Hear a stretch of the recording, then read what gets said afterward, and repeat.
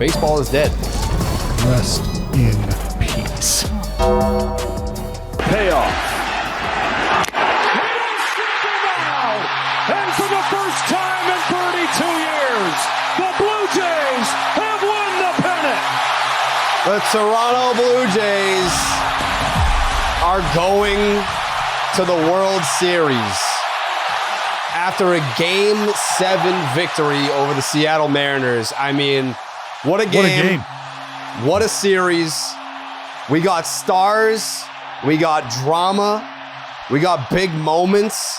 We got guys that got big contracts coming through in big spots. I mean, what more? We got great pitching performances. What more could you ask for? I mean, if you're a Mariners fan listening to this, I'm sure, you know, there's more that you could ask for, but I'm sure that there's probably not any Mariners fans that are even listening to this right now.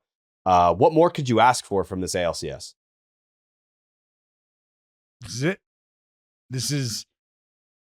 This is the back and forth. When you talk about wanting to see what your team is made of, wanting to see everything that's I think it's poetic that you play a 162 game season, one that is arguably too long at times, often cited as being too long, that the determining factor comes down to the very last drop that you can squeeze out of a series to go to another potential 7-game series to decide it all. And I think that the energy from both fan bases was top tier in both places, whether it was Toronto or Seattle. It was electric, man. It was palpable through the screen. I mean, literally both places, moments where you're seeing the screen shake. It was an iconic moment for George Springer. Just a feather in the cap on what an incredible series that I think, or incredible run that he's had and this entire team's had.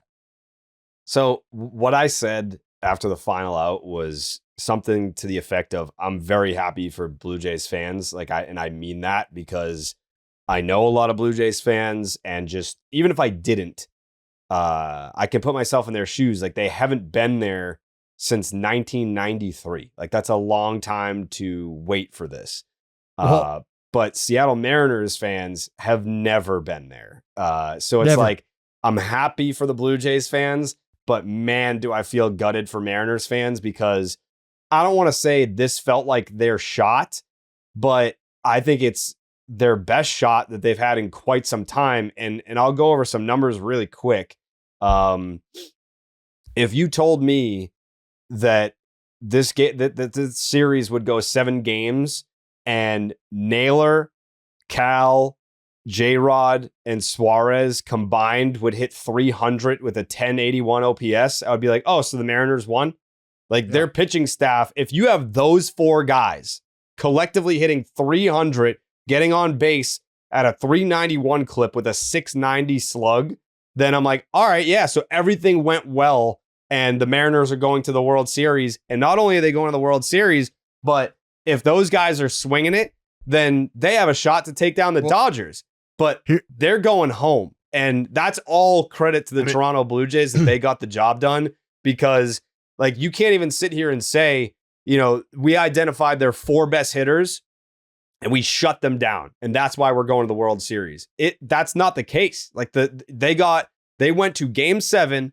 And to your point, Dallas, it's 162 for a reason. That's why they had home field in this series, and that played a factor in the end. I think, you know, the crowd being, I don't want to say hostile, it's very energetic and passionate in Toronto.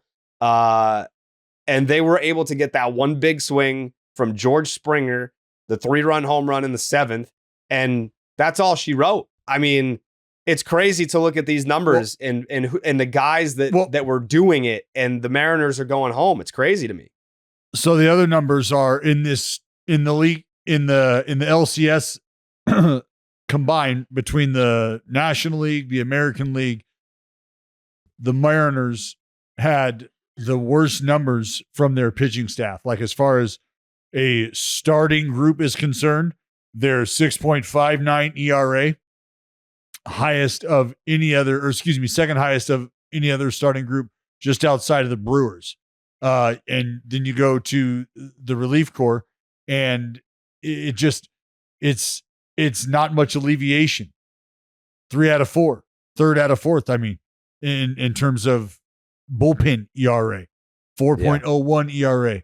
Like it was the pitching staff that was going to get you here, the pitching staff that got them here, the timely offense that continued to battle and ebb and flow. I mean, there was an outburst game too. The great start by Bryce Miller in the first game of the series was outstanding. But after that, there was just never, it just didn't feel like I don't know, man. Even with things lining up, it just didn't feel like they were going to be able to subdue the offense of the Jays long enough. And sure enough, I think it was somebody asked me, I don't know if it was Jay, how big is the home run going to be in this series? And I said, it's going to mean everything. Was it you that asked me, Jared? Mm-hmm. Yeah. And I said, it's going to mean everything. True. And here it is. So before you came on, me and Jay were talking about it. Like, I mean, Cal, your MVP, he had an 11.05 OPS in the series, but he hit 240.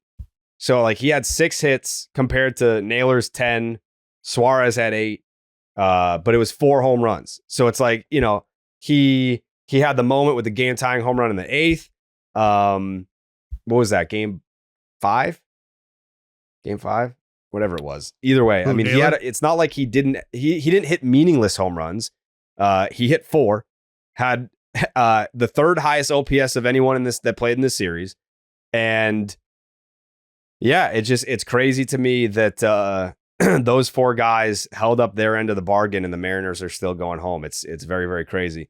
On the other side, Vladdy Jr. hit 385 with a 1330 OPS, the highest OPS of anybody in this series. He slugged 846. He himself had 3 home runs.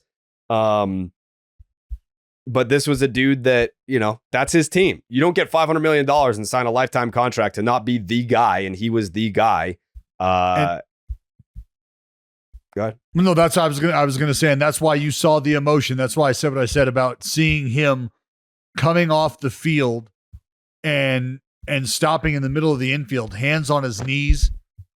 George Springer with his arm around him, just kind of like realizing, like, man, this just happened. We're going to the World Series. Like, we just won Game 7, and for the first time in 32 years, we are about to light the 6 up. And yeah. I can't wait. I cannot wait to just see that energy. Feel that energy. To hell with it, because you'll be able to feel that energy. It's going to be, oh God, it's going to be great. It's going to be great. So is the Underdog Fantasy app for the World Series. You're going to want to download the Underdog Fantasy app, get in on the action with us. Playing their pick'em game is as simple as selecting higher or lower on player stats like strikeouts, total bases, home runs, and so much more. Make sure you sign up with the promo code Jared. That's JARED to get up to $1,000 in bonus cash and a special pick on Underdog. That's Underdog Fantasy promo code Jared. One of the things that Coley had mentioned after the series was over was, I think a lot of people are going to be surprised when Game 1 rolls around and it's in Toronto and not LA. Like, I think like we've all just been brainwashed into like the Dodgers, they're the juggernauts, they're the world beaters. Of course they have home field advantage in the World Series. Yeah. That's not the case. So The Toronto Blue Jays will have home field advantage in this World Series. The first 2 games will be played in Toronto starting on Friday. But one of the points that I was going to make, and I'll kick it over to Jay, but Vladdy did what he did, well deserving of the ALCS MVP. Springer in this series, 276. He slugged 690, 1053 OPS. But I want to give a shout out to Ernie Clement, because I feel like he went off in that division series, and it was like, well, you know, that was kind of an aberration. And you know, if the Jays are going to depend on Varsho and Clement and Vladdy to carry them, then they're in trouble. Well, Ernie Clement hit 321 with an 809 OPS in this ALCS and played in all 7 games. Was he a Titan? No, he wasn't. But he certainly held up his end of the bargain in terms of like what realistic expectations should be from an offensive perspective. Varsho was the guy that kind of no-showed in terms of offense in this series, but Toronto still, they had enough. They had enough. Jay, hey, what were your big takeaways from this series? I think other than the basic stuff of it just being tragic for the Mariners and awesome for the Blue Jays fans, I think the Mariners starting pitching staff, Dallas hit on it mostly, but I think the headline has to be that they own this to some degree. That was what this team was built on. It was the backbone of this team, and basically every single person did not show up in the way that they were needed to or that their reputations would have suggested. And I don't think that's being overly harsh. And I know a large portion of them were dealing with injuries and stuff that crop up at this time of year. But the vaunted Seattle Mariners pitching staff that all made us feel potentially even better than we felt about the Blue Jays in a head-to-head series against the Dodgers, hypothetically, really never materialized in this series. And it would just, in terms of quantity or quality, I think that's the number one headline for me from the Mariners side. Yeah. I mean, that's why I said that was, for every reason that you're here, unfortunately, is a large part as to why things worked out the way they did at the end. Yeah. Because if you want to just go through the individual numbers, for Logan Gilbert, 2 starts, 7 innings, 12 hits, 6 earnings. That's a 7.71 ERA. George Kirby in his 2 starts, 8 innings, 12 hits, 9 earnings, 10.13 ERA. It was Bryce Miller, 2 starts, 10 innings, 2 runs for a 1.80 ERA. So he was fine. And that's fine. And yeah, after that, Castillo, 2 1/3 innings. Yeah. 5 hits, 3 runs, the early yank, and Woo's lack of availability factors in here too. And when he finally did get into the game, ultimately, was fine up until a point, as we talked about on Just the Nuts. But to me, the cool thing from the Jays side too is that, we spend a lot of time prior to the postseason talking about, okay, the postseason field's set. Here's who's in there. Who could this be? This could be a legacy builder for who? Who could take that next step into this territory? And I know for certain, not that it's like some sort of long shot call, but I know for certain when we were having that conversation prior to this postseason that Vladimir Guerrero Jr.'s name was mentioned as he's already a star. Could he take that next step into like that sub Ohtani Judge level? And I think that's exactly what we're seeing. And, I'll eat plenty of crow on selling him short if I need to, but he is having a moment, and I think it's outstanding on a lot of levels for the game and for him and for the Blue Jays.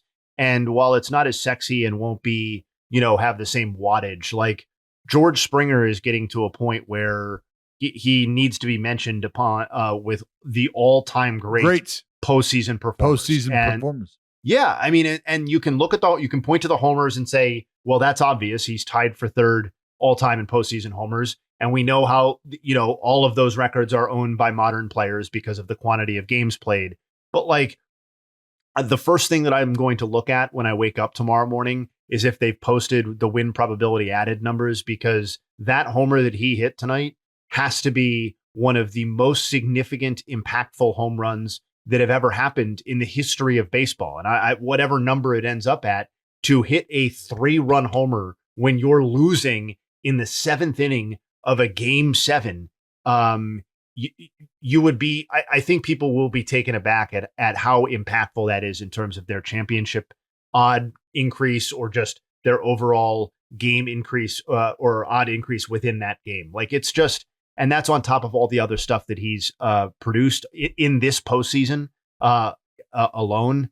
It's just, it's a huge moment. And to me, the idea of Vlad and the crew going up against the Dodgers, while I may have been at points rooting for the Mariners, I know I picked the Blue Jays. I've been real conflicted about this series emotionally. I think it's a good outcome no matter what. but there's a huge amount of appeal for me in Vlad Jr. as the face of the group going up against the defending champions and trying to take them down. The other thing too about like the starting pitching in this series is I don't want to gloss over what Max Scherzer did for Toronto. Like, I feel like, when we talk about this series from the Blue Jays perspective, a lot of the highlights will be the Springer home run, Vladdy's performance for the entire series. Bieber, he held his own in Game 7. Like, that's a big start for basically a rental pitcher. Like, it's not like he bleeds blue for Toronto, but he went out there and competed like we all know that he can. But Max Scherzer's start in this series, the 5 2/3, where he just turned back the clock and looked like vintage Mad Max to the point where he's telling Schneider to fucking kick rocks. Like, this is my game. This is my ball. I'm staying in this game. And he ultimately did get to stay in the game because of the way that he was able to convince his own manager. That felt like, I don't know that it was like a momentum shifter because, obviously, like Seattle, they had the chance to close this out. Like they had 2 shots to close this out and they weren't able to do it. But Max Scherzer's performance in this ALCS, if the Jays are able to go all the way, that'll be one of the moments that, during the parade, when they're all shit-faced up on stage, they're gonna be like, how about fucking Mad Max in the ALCS? And the crowd's gonna go nuts. Because that was the stuff of legends. He is one, but he kind of just added to the legacy by the performance that he had in the ALCS. Yeah, you remember when you almost ripped Schneider's face off when he came out and asked you if you had the next hitter? Yeah. It's gonna be it's gonna be great. And I know we're gonna do a separate pod about the actual World Series preview, but assuming Kershaw is on the World Series roster, there is something poetic about us getting Scherzer and Kershaw in the World Series at the end of this. I didn't even think about that. I didn't either until like literally you brought up Scherzer right now. Yeah, that's that's why. I mean, the roster, remains to be seen, but that'd be great because you never know. I mean, we know Kershaw's going off into the sunset, and I said it the other day. It would really be hard for Max Scherzer to not do the same should he win. Yeah. Something to think about. Is there anything else we want to say about the series? By the way, this is just like a brief little like reacting to both series. There's going to be another BID before the World Series starts. Like, once we get the rosters, we're going to break it down. We'll give you series previews and all that stuff. We'll talk about the head-to-head stuff. Like, right now, we're just putting a bow on the ALCS and the NLCS just to put something in your podcast feeds. We appreciate all the patience. Obviously, we're live streaming every single night. Shout out to everyone who has shown up and supported and engaged with us in the chat every single night. It's been a lot of fun to kind of interact with the listeners, and even I feel like we're attracting new audience, people that are like, who are you guys again? And you guys have a podcast? That's great. Hanging with the Nuts. If this is your first BID, welcome. This is what we do all season long, 3 times a week: Monday, Wednesday, Thursday during the regular season, and Monday, Thursday in the off season. And we're now entering the part of the postseason, the BID listeners that don't care about the streams, where we will do like a little mini episode after every World Series game. So that is an added wrinkle to the podcast schedule, is you'll get like a little 20 to 30 minute podcast at the end of every World Series game. I don't know how it's going to go on Friday for game 1 because we have the Halloween costume party, so I'll probably be banged up, but I'm still down to pod. The job's the job, brother, But on to the NLCS, in which you have something to say? Sorry, I just had one more thing about Seattle. Like, this is one of the great baseball heartbreaks in recent MLB history. Like, this is a team that we were talking. They took the first 2 games in Toronto and set themselves up in an incredible situation. And were still had multiple opportunities to put this series away, as you noted, and just couldn't do it. And I feel like I just don't know existentially how you come back from that necessarily. And I also feel like individually, like it's just, I just wanted to say one final word on Cal Raleigh, because like, one of the great offensive seasons and what could be the AL MVP in 2025 goes out while putting up one of the great postseasons that a catcher has ever delivered himself. And, I just think it's just wanted to say, I guess a final tip, because I feel like we were emotionally, Seattle was in the World Series in a way. And they're not though. And it's a brutal turn of events for a team that just really has obviously never been there and had no real success before. Yeah. I mean, for the whole postseason, Cal Raleigh hit 304 with a 1081 OPS for the whole postseason. And that's while being behind the dish for every single game, one of which went 15 innings. The man is probably gassed. Hit 60 pumps during the regular season and then go into a deep October run where you hit 304 and slug 674 and catch every inning. A huge tip of the cap to Cal Raleigh. And to kind of piggyback off your thought process, Jay Hay, like I remember going into the season, like the off season going into this one, where obviously, being a Red Sox fan, there was a lot of talk about, do we trade Castillo to get some offense? Like, do we go get Casas and Yoshida and trade from our surplus of pitching? And the Mariners didn't do it. Like it was the moves that you don't make. They didn't trade any of those guys. And then come deadline time, they add Naylor, who I believe hit 4 home runs in this series. Yeah. They had Suarez, who hit the grand slam. So it's like, and they didn't have to give up any of their horses to do that.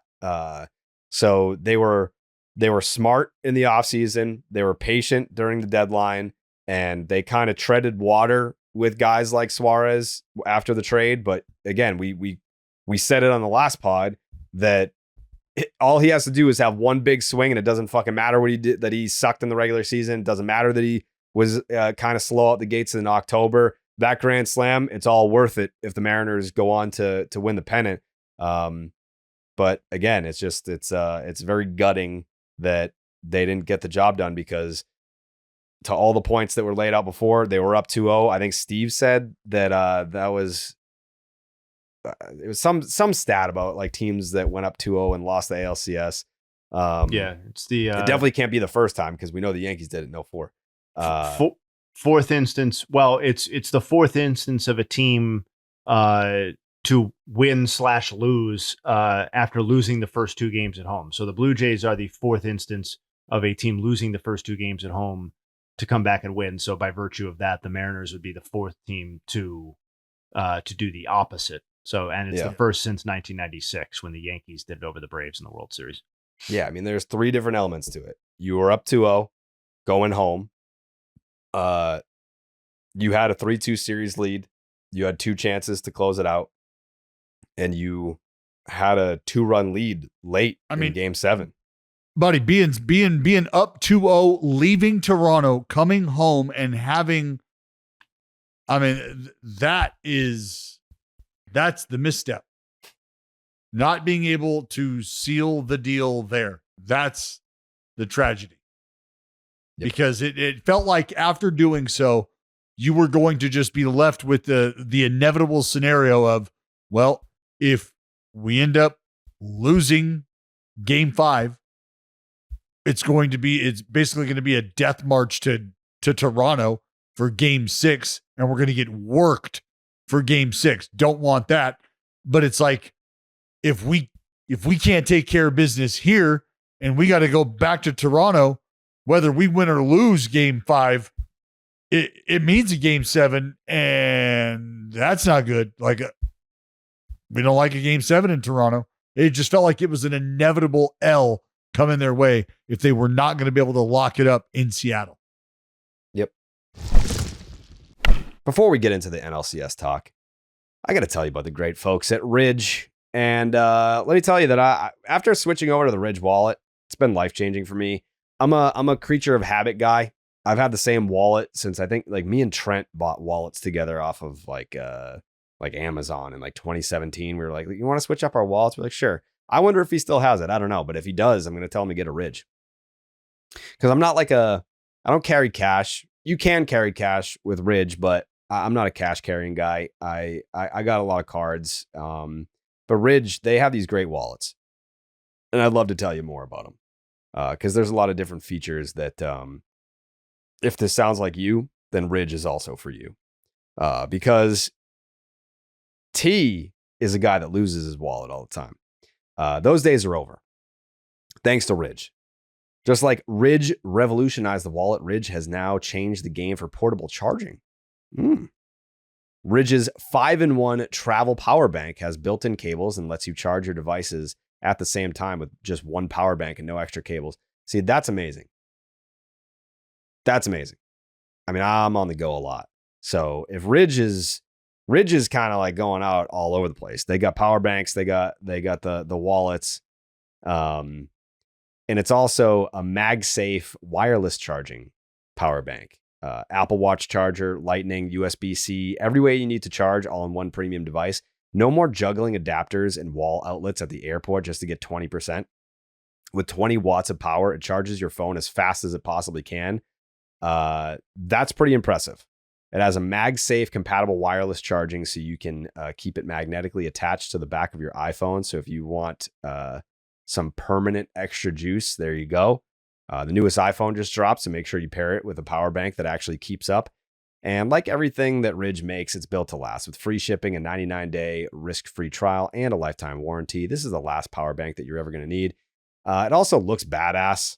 It's available in matte olive, base camp orange, and matte black. I'm a matte black guy. A design that doesn't scream, I bought this at the airport. Also important. They come with LED charge status indicator that displays the battery and charge levels at a glance. It's got integrated kickstand for effortless hands-free viewing while your phone powers up. And if you don't already have a Ridge wallet, which I do, you should. Slim, modern, RFID blocking, and built to last. It's the last wallet you'll never need to buy. And that's not a tagline. That's actually just the truth. One thing to pack, 5 ways to power. You can find Ridge's power bank at Best Buy, or you guys can get 10% off at ridge.com by using the promo code BID at checkout. Just head to ridge, RIDGE.com and use the promo code BID. And you're all set. After you purchase, they'll ask you where you heard about them. Please support our show and tell them the BID sent you. Why don't you get a Ridge wallet while you're there too? Speaking of wanting to take that extra protection because they have the RFID blocking, let's talk about Delete Me really quick.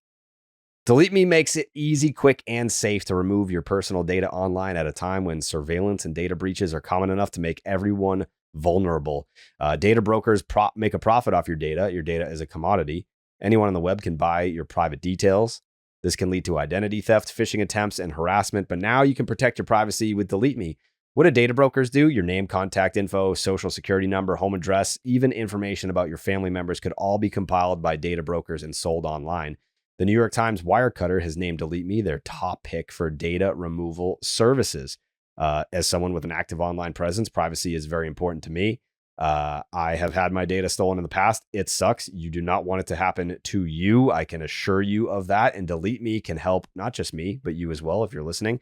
Take control of your data and keep your private life private by signing up for Delete Me now at a special discount for our listeners. Get 20% off your Delete Me plan when you go to joindeleteme.com/BID and use the promo code BID at checkout. The only way to get 20% off is to go to joindeleteme.com/BID and use the promo code BID at checkout. That is joindeleteme.com/BID, promo code BID. Back to the pod. So then on to the NLCS here. I think there's a lot of different storylines here, and I don't know that we can justify nailing all of them. We can, I guess, on the surface level, talk about the storylines.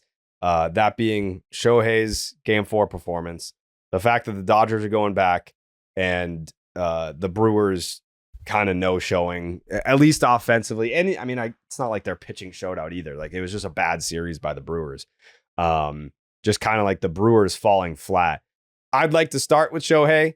And so I think by this point, everyone has seen or heard what Shohei did. If you're listening to this podcast, you've seen it. But I think it was yesterday morning, I tweeted the clip of, it was like the highlight that the Talking Baseball guys put out of like all the strikeouts and all the homers in chronological order. And I said, I'm still not over this. It's not just that he punched out 10 over 6 shut and hit 3 home runs. It's down to the details.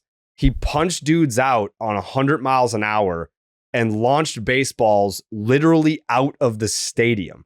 It's just dominance on a level that we've truly never seen before. Like, I get, if you look at the box score and you're like, wow, Shohei threw 6 shutout innings with 10 strikeouts and he hit 3 home runs. Like, that's crazy. Just on the surface, that's crazy.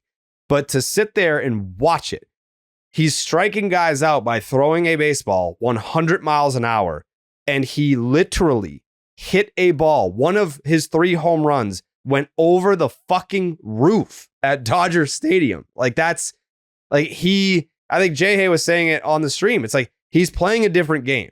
Like what he's able to do, and people will say, oh, it's glazing and enough. And I have Shohei. Like, who the fuck could possibly have Shohei fatigue when you sit down and you watch that game and like keep adding to the layers, add to the details. You did it against the team that had more wins than anyone else in baseball. You did it in the game that sent the Dodgers back to the World Series. How many different layers do you want me to throw on there before you're like, all right, like even the biggest Shohei haters will be like, all right, fine. Like that was fucking cool. Like it was the best single game performance in baseball history. That's what I said. It's the single best baseball game anybody has ever played based on all of the context available. Just like how I talk about the Dwayne Wise catch for Mark Burley's perfect game being one of the greatest catches in baseball history because of the moment that it preserves. That's a variable. That's a factor that you absolutely have to account for.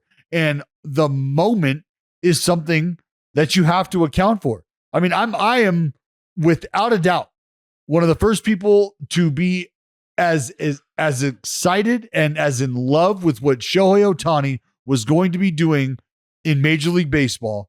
And the fact that it's happening on this stage now, we're beyond being able to, be happy that other people are taking note of. Blah, blah. I don't know how, like, just if you're being honest with yourself for just a moment, like, man, I don't know how you get angry about it or I don't know how you lose sight of what is happening.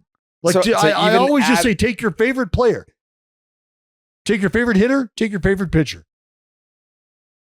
Are they doing what the other one is doing? No. Now imagine if they could.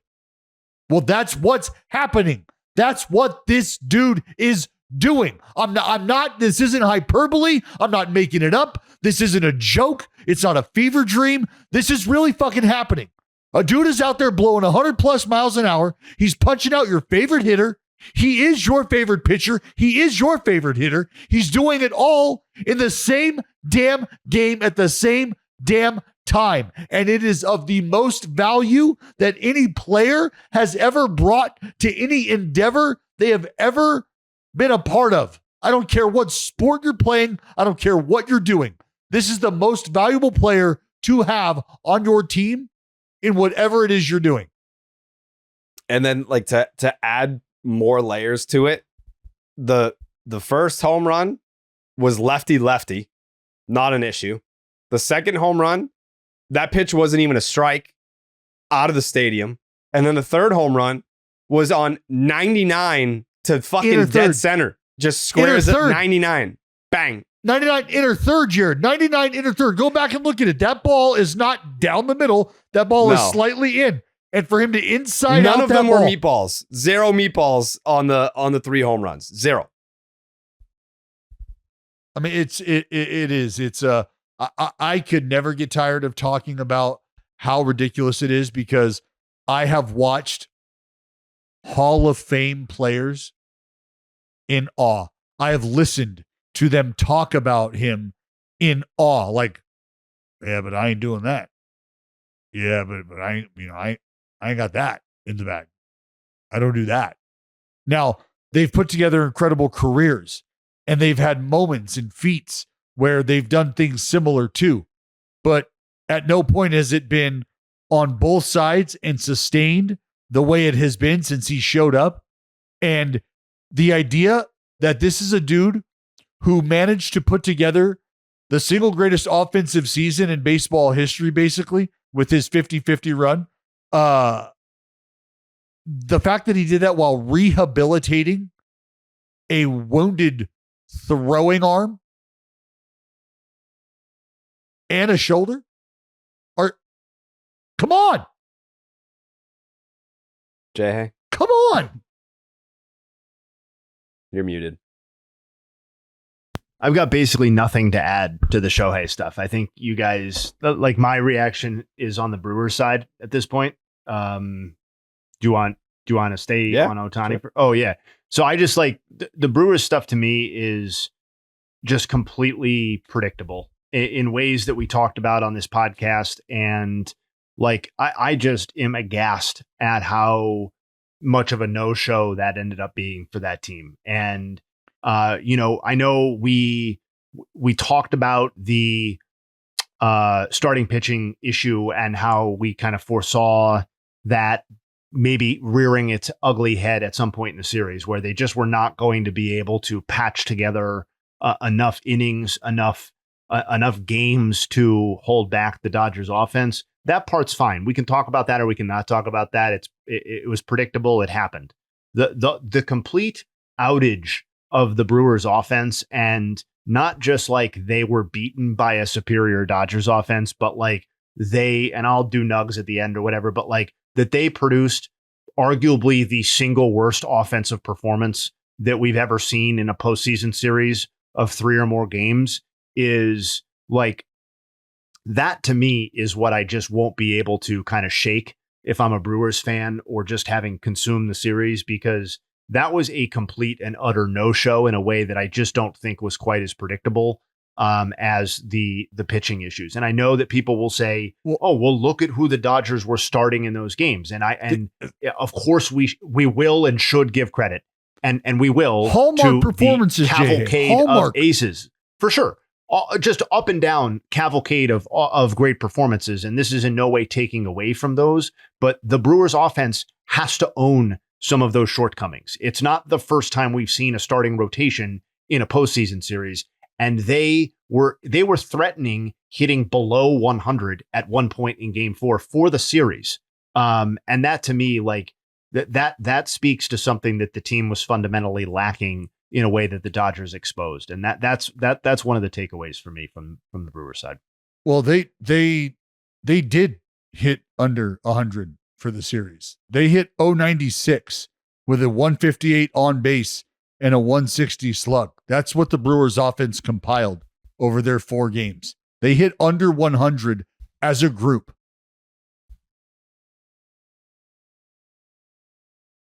It was bad. It was a tough watch. And I think the part that sucks about it is No, that's against the starters, excuse me. Yeah, it was 118 overall, but point taken. Yeah, it was bad. It was bad, no matter how you slice it up. But yeah, like I think when it was 3-0 Dodgers, I was like, yeah, I'm a little bored by the series. But then Shohei does what he does in Game 4, and then you got Dodger fans being like, "Are you fucking entertained now?" I'm like, yeah, like that's exciting. Like the pitching performances by the Dodgers were they were great. They were great. Yeah. But it's not that I wasn't entertained by the individual performances so much as I was just hoping for what we kind of saw tonight, like back and forth. Like you got a Game 7, lead changes, stars on both sides performing. When it's one-sided, then yeah, like it can be a little boring at times, but you know, it's hypocritical of me to say that as a Red Sox fan when it's like, yeah, I've seen my team win the World Series on 2 separate occasions where it was 4-0 and it felt great. I didn't care. The Brewers offense hit 118 and their starting rotation delivered 9 innings. Like that is basically as close to completely non-competitive as I think you get in an LCS. And I don't think the Brewers are actually like a trash team. But the results are the results, and 9 innings out of a rotation in 4 games and a team hitting the way that they hit offensively is just, it's honestly Yamamoto. pathetic. And it was pathetic to watch too. Yeah, Yamamoto matched their innings output. Yamamoto matched their inning the Dodgers starting rotation, 0.63 ERA with a 0.96 average against, with a 158 on base, as I said before. Almost 11 punch outs per 9, basically 11, 10.99 punch outs per 9. They had a 5 a 5.0 strikeout to walk. It was just tickets galore. It wasn't fair from Jump Street. It was not fair. They struck out at about a 32% clip. Yeah, and the Blue Jays, who Jay Hay pointed out, they were the hardest team to strike out in the regular season, were also the hardest team to strike out in the LCS, 14.8%. Yeah, for me, this series was just it was all about what. It's odd that it became the Dodgers that were, I guess, more representative of what I was expecting to see from the Seattle Mariners, but it should not leave anybody surprised or shocked in the least when you say the names out loud and you talk about the performances that we got from each and every one of them. Like when I tell you that Snell went 8 innings and punched out 10 because he was allowed to. He was given the ability to. When I tell you that Ohtani went 6 and punched out 10. When Yamamoto finished the ball game. When Glasnow pitches into the 6th inning. Like, you're not shocked by any of that. Maybe the Yamamoto, you're like, wow, really? He went out there at 97 pitches in the 9th inning?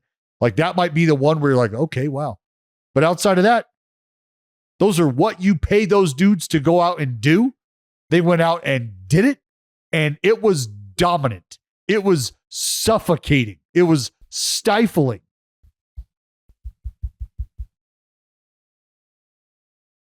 Yeah. Anyways, anything else you guys want to say about the NLCS? No. Wasn't fair. No, it wasn't. All right. We'll be back. When are we going to record? Thursday? Wednesday or Thursday, probably, right? Wednesday or Thursday to break down the... We'll get rosters probably Wednesday? I would think Wednesday. Yeah. Whenever we get rosters, we'll put out a pod breaking it down, doing our previews, doing our picks. So be on the lookout for that. Would love to get some spicy hot nugs from Jay, though. Absolutely. We'll work backwards. Shohei Ohtani, he's the 5th player in MLB history to have 3 homers in a pennant or World Series clinching game, joining Jared's boy Babe Ruth, Reggie Jackson, Adam Kennedy, and of course, Kike Hernandez shows up on such a list. The Shohei Ohtani had 3 homers in Game 4. The Brewers had 1 homer in the entire NLCS as a team. Ohtani had 10 strikeouts in Game 4 as a pitcher. The Brewers starting rotation had 7 strikeouts in the entire NLCS. The Brewers hit 118. I mentioned that earlier in the 2025 NLCS. That is the worst batting average by any team in any postseason series of at least 3 games in MLB history. And while it is not the lowest OPS, it is among the 5 lowest OPSs as well. So they can't, they don't get off on that either. In terms of the other side, we've got Vladimir Guerrero Jr.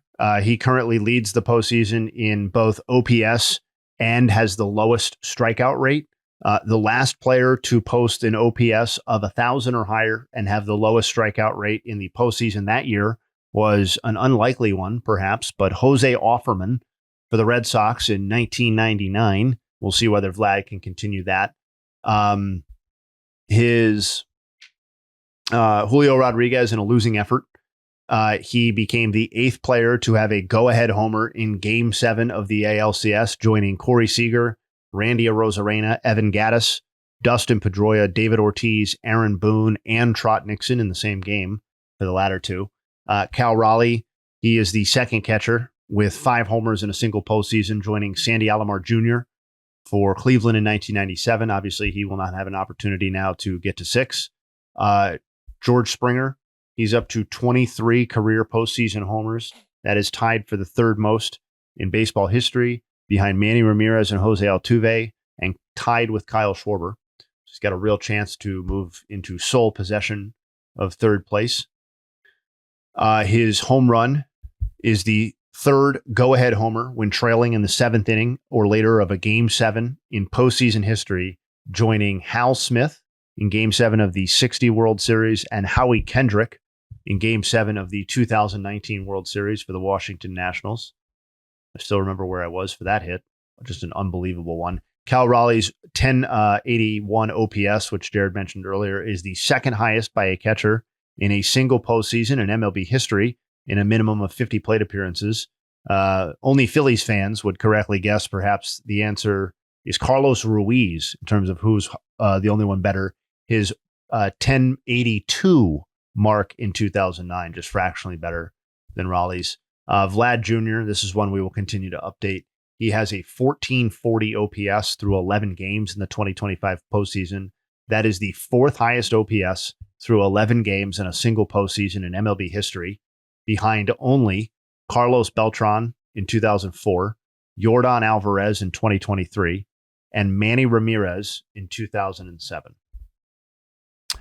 The Toronto Blue Jays are the only team in MLB history to win a best-of-7 postseason series after losing the first 2 games at home and while being down in the 7th inning or later of the Game 7. And finally, this is going to seem like a hater note, but it's really just circling back on something that I meant to touch on. Hater note. We aren't, well, yes, but friend of the podcast, so I don't want it to come off the wrong way, but it needs to be noted now as the nominal best offensive player and certainly face of the offense for the Milwaukee Brewers. We are now going to be working on 8 years since the last time Christian Yelich recorded a postseason RBI. It is 2018 was the last time that it happened, and his games played has now stretched to 17 straight games without an RBI in the postseason. And that is, while certainly circumstantial to some degree, it's not like there were a lot of Brewers getting on base, as we noted earlier with some of those stats. That's just kind of a crazy nugget, and one of the longest such streaks of all time. And those are the Nuggs. Thank you, Jay. Dallas, you got any final thoughts? I'm pumped for Chris Bassett. Cool, man. All right. Hope he gets. I'm sure he'll be on the roster, but yeah, pumped for Bass to have an opportunity. I think there's going to be a lot of different little layers to this series that are going to be fun to hit on and fun to kind of identify and peel back as we move forward. The fact that the Jays are doing this without a Bo Bichette, similar to a run for the I guess not similar, but the Braves not having Ronald Acuna Jr. But yeah, let's see if Bo comes back. I'm curious to see if that's a thing. But man, what a Game 7! What a Game 7. And what a World Series it'll be, with another pod coming your way in just a couple days, if that. Yeah, we'll be back real soon. I see all the people complaining. There's nothing we can do about it. We're doing our best. All right. Jay, do you have a final thought? No, nope. Dude, I just, all right. Mariners fans, going to bed tonight or going to bed tomorrow night. I am so sorry. I am so sorry. This is one of the most painful, like, non my team losses I've gone through, man. This sucks. I feel terrible for you guys. That's all I got. Same. All right. We're out of here. We go.